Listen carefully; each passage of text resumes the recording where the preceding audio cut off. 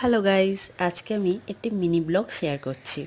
সকালে ঘুম থেকে উঠেই কত কাজ, বাসন মেজে চারিদিকে মোছামুছি করে নিয়েছি, একটু সবজি কেটে নিয়েছি, একটু ভাজবো, আর এখানে আটা মেখে নিয়েছি, রুটি করব।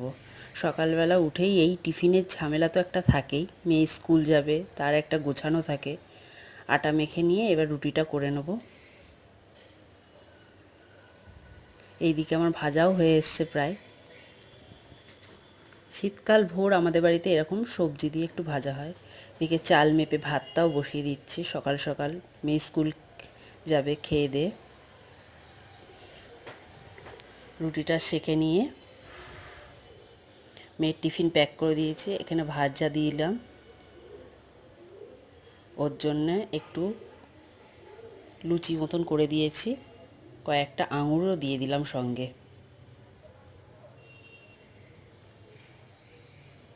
এদিকে মেয়েকে ভাত খাওয়াবো, ভাজা নিয়ে মেয়েকে এবার খাওয়াতে শুরু করলাম। স্কুল ড্রেস পরে রেডি হয়ে গেছে, চুলও বেঁধে নিয়েছে। এই যে খাইয়ে দেবো এবার। এই যে ব্যাগ নিয়ে এবার চললো স্কুলে।